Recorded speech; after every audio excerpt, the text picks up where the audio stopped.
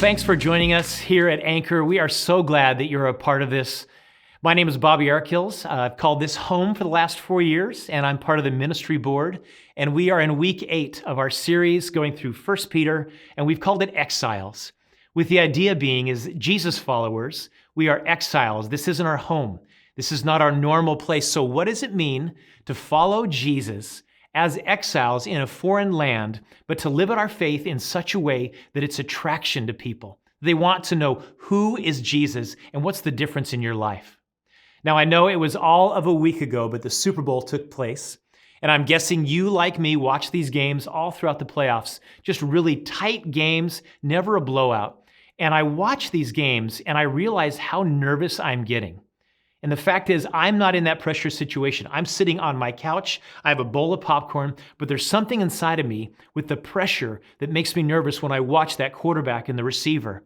And I think, how would I act in that moment?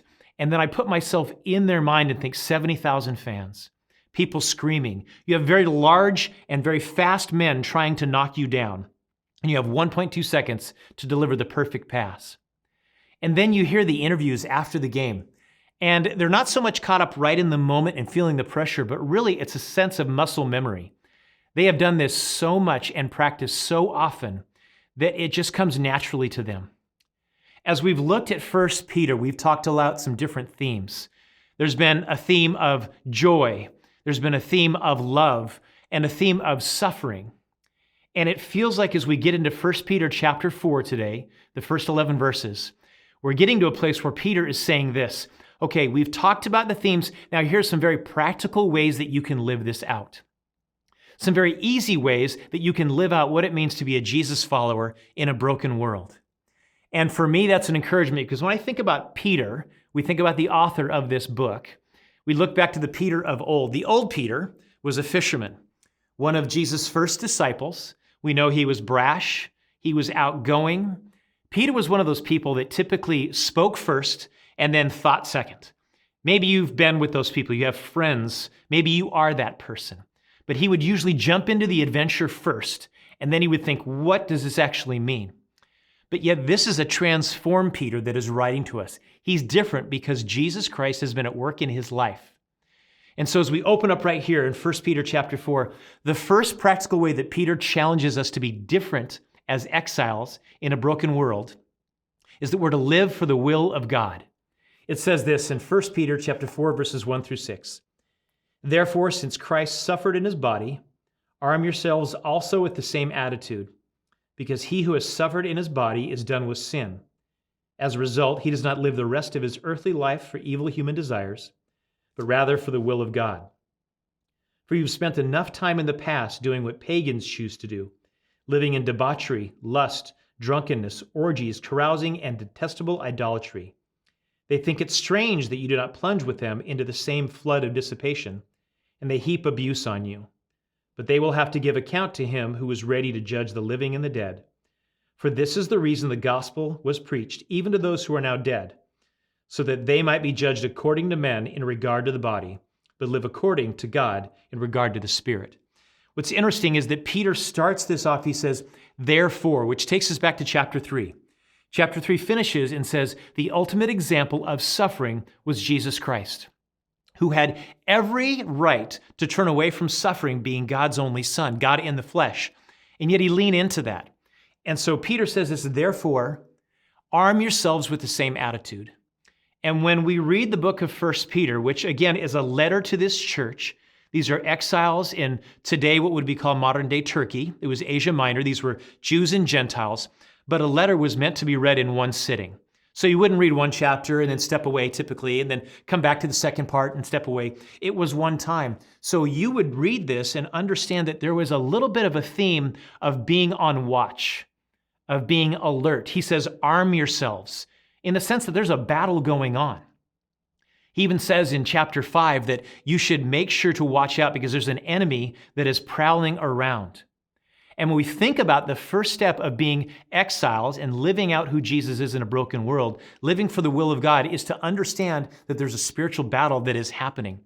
There are forces at work against us, both from the outside, the spiritual world, but also our own flesh that are making it very difficult for us to follow the will of God. In fact, it's interesting that Peter references that, remember your friends that used to go with you, and he has this amazing list of debauchery, orgies, idolatry, everything. It says that they're amazed, that makes no sense, when you don't jump into that same flood of dissipation. I don't know what that means, but I know it's not good.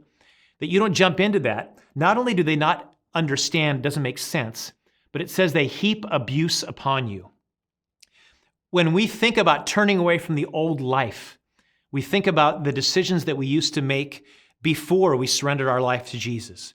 Or maybe if you're watching Anchor today and you say, well, decisions that I make today, I'm thinking about the consequences, and they're not great consequences.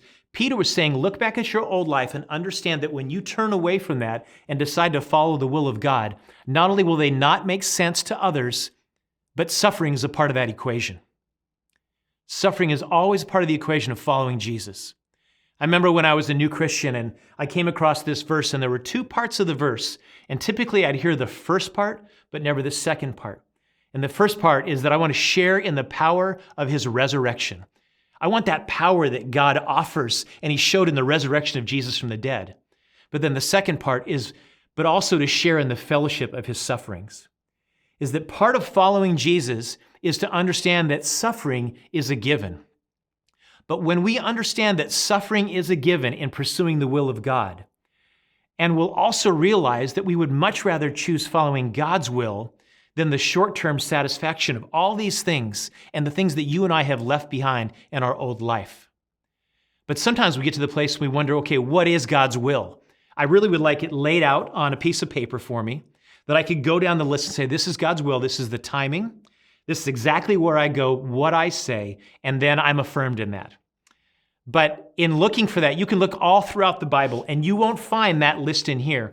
However, 1 Thessalonians chapter 5, verse 18 says this, rejoice always, pray continually, give thanks in all circumstances, for this is God's will for you in Christ Jesus.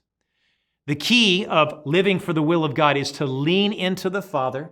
It's continually to ask him, God, what should I do in praying continually? Where do you want me to go? Is this the right decision for me? And it's to lean away from areas where you know short-term satisfaction is there, but the long-term impact you begin to understand because God's will becomes forefront in your life. You begin to see down the road that that's not going to work out well for me. So for Peter, he says the first step is to ask yourself, what are you leaving behind? And maybe that's a question today you can think about. If you're a Christ follower, what are the areas that you left behind that those watching you would say there's something different about him, something different about her, because you're deciding to lean into God's will. You're rejoicing always, you're praying continually, and you're giving thanks in all circumstances. When you do that, you'll be very different than the world around you. So Peter says not only should we live for the will of God, but also we should live with love and hospitality. He goes on to say this in verse 7, the end of all things is near. Therefore be clear-minded and self-controlled so that you can pray. Above all, love each other deeply because love covers over a multitude of sins. Offer hospitality to one another without grumbling. So we read this, and I think sometimes in our modern day understanding of the Bible, we can say that is very dated. The idea of the end of all things is near. You know, the picture that comes to mind when I was growing up is to see people, maybe you'd see it today, that would be on the side of the corner of the street and say, they have a sign, the end of all things is near. And sometimes we immediately just, we dismiss those people. Well, there's something that's not right there. But Peter is reminding us that we don't know the actual timeline, the date, the actual circumstances, but we do know that Jesus promises he is coming back.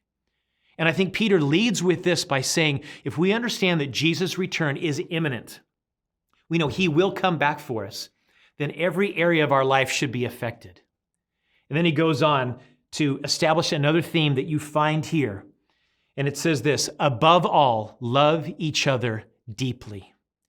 What's interesting is that if you go back a couple chapters, in the first teaching we had, chapter 1, verse 22, he also says, love the brothers deeply. He's challenging us that above everything else, no matter how you act, how you talk, what you think, You should love others. That should be the number one trait that stands out as an exile of Jesus, is how you love others deeply. But he goes on to say, not only love others deeply, but he says, love covers over a multitude of sins. I think it's important to remember the author. So we talked about that Peter now is a transformed Peter. He's a Peter that after Jesus rose from the dead, and Peter had the opportunity to be one of the first that would speak the good news to crowds, was an amazing communicator. This fisherman who, filled by the Spirit, spoke God's truth. But let's go back a little bit, because this is the same Peter that when Jesus Christ was being led to the cross, Peter was asked 3 times, do you know this Jesus? No, I don't. Weren't you with that Galilean? No, not me. But you know Jesus? No. He denied him 3 times. Then it says in John chapter 21 that when Jesus had rose from the dead, he appeared to the disciples. The disciples were doing what they loved to do. They were out fishing. And it says they looked on the shore and they recognized it was Jesus. Peter, being Peter, jumped out of the boat with his gown on, swam to the shore, and they sat down. And they had this interaction where Jesus came to Peter and Jesus said, Peter, do you love me? And Peter said, Lord, you know I do. And Jesus said, feed my sheep. Peter, do you love me? Lord, you know I do. Feed my lambs. Peter, do you love me? And it says in John that Peter was hurt. Why was he hurt? He was hurt because 3 times Jesus came to him and says, do you love me? Do you love me? Do you love me? 3 times Peter denied Jesus. I think for Peter, as he wrote this to the church there in modern day Asia Minor, Turkey, and he's writing us today, is that Peter was very, very aware and understood what it meant to love deeply because Jesus Christ forgave him again and again and again.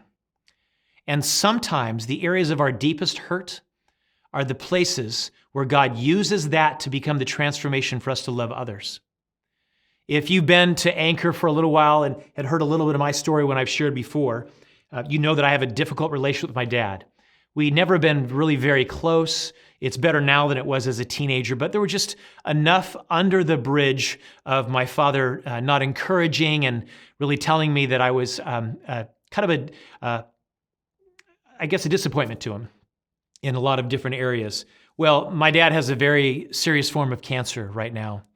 And I'm really struggling right now because as much as I love my father, may not have liked the way he dealt with me growing up, but I know that right now what my dad needs more from me than ever is to love him deeply. Now, I know this is written especially to those believers saying, Jews and Gentiles, love each other. The outside world should see the difference by how you love each other. But I think that also overflows as we forgive others. Who are other people that we need to love outside the body of Christ? Our neighbors, other family members, people we work with. And what does that look like? For Peter, this hit home because the love deeply, he knew what that was like to betray someone that you loved and then to be radically forgiven 3 times. So I don't think that it's any kind of a mistake that in chapter 1 and again now in chapter 4, he says you must love deeply. Above everything else, love forgives a multitude of sins. Sometimes that love is for someone else. And what will that look like today for us to love deeply? Sometimes that love and that forgiveness is love and forgiveness we need to extend to ourselves. Maybe it's decisions that you and I have made where it's too easy to beat ourselves up and we think we have to meet a certain standard or that God couldn't possibly love us. But the truth that we want you to know at Anchor is there's a God that pursues you every day. And his love is so great that he would come alongside and give his word to say, you can love others deeply when my love is filling you up, when you understand how much I love you. One of the ways that we live this out is we live with love, deep love, but also a hospitality. He says here, offer hospitality to one another without grumbling. I think it's interesting that he has that qualifier, without grumbling. Usually that means somebody was grumbling in this context, and therefore Peter is writing to address that specific issue.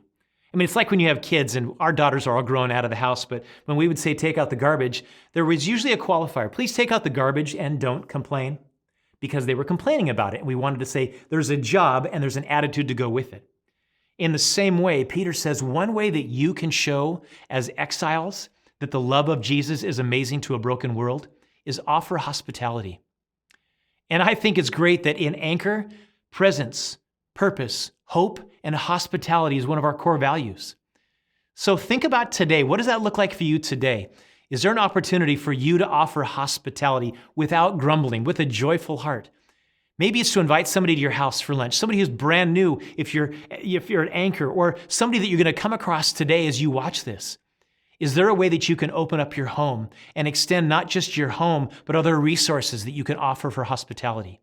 Are there ways that you could serve the homeless in our community? Ways that you can offer different resources that God has been giving you to be able to love others and to show that hospitality was not only a way that Jesus came to us and opened up the house for us, but also he calls us to be hospitable to others.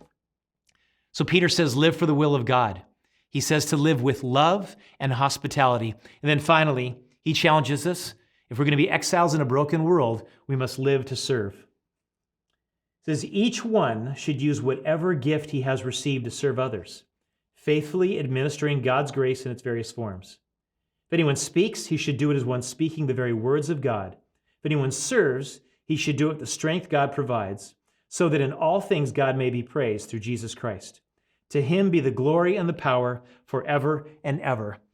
The great news, he says each one should use that gift. That means every single one of you and me, we have a gift that God has given us. And we have an opportunity to steward that gift, to take care of it, to use it for God's glory. I can remember a really difficult time about 10 years ago. I work for an organization called Youth for Christ. And in my role as the executive director, there is a lot of responsibility that falls upon me as far as the fundraising. And I remember coming to a very difficult time. I think it was when perhaps the economy was having some tough situations. And I remember thinking we need $40,000 by the end of next week to make payroll. And going to my finance director and saying, I don't know what to do. I don't know who I can lean on as far as board members. Do we educate our staff better? Should we start selling things, cutting back? And Linda, who is an amazing godly woman, she simply said to me, Bobby, go look at when the authorities asked Peter if Jesus was going to pay the temple tax and just do the same thing. I said, okay. So I went back to Matthew 17 and read that. Basically, the authorities came and said, does Jesus pay the tax? Peter went to Jesus and said, what do we do? And Jesus says, I want you to go cast a line. And when you bring the fish up, you'll find that in the mouth of the fish will be exactly what is needed for the temple tax. Well, that really didn't help me much. So I went back to Linda and I said, okay, this feels like it's a scavenger hunt. He went out and he went to the waterfront. Is that where I'm supposed to go? Waterfront? Next clue at the waterfront. She said, no. What did Peter do? I said, he went fishing. She said, what was Peter best at? Well, outside of being loud and boisterous, he was a fisherman. He was gifted at that.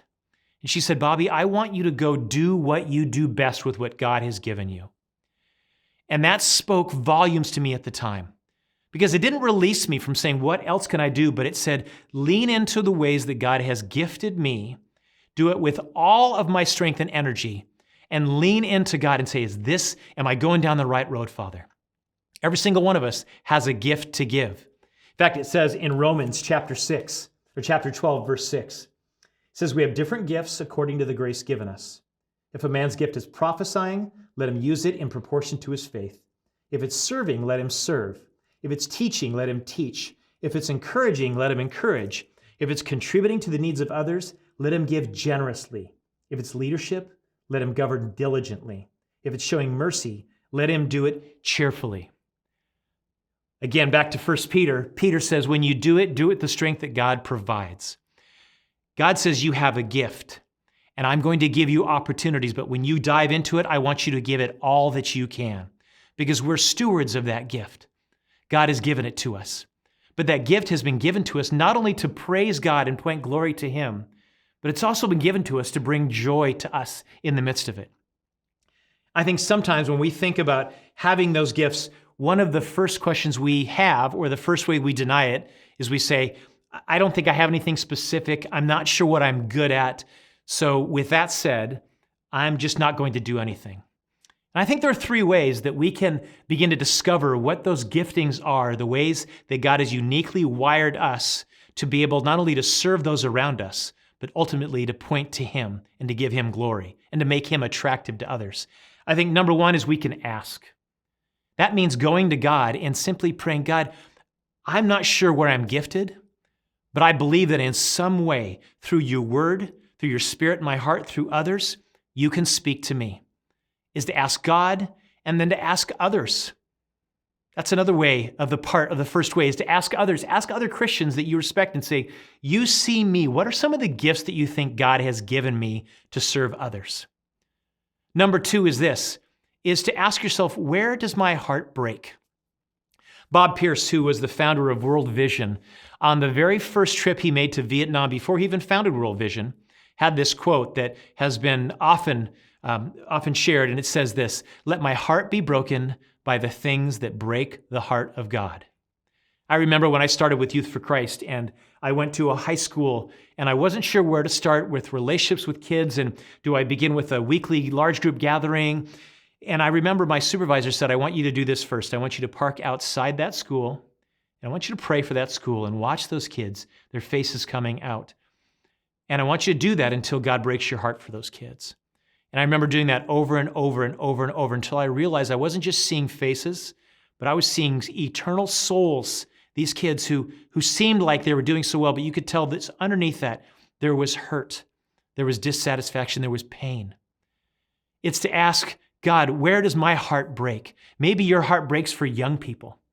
Maybe your heart breaks for prayer, the power of prayer, and you could utilize that gift right here at Anchor.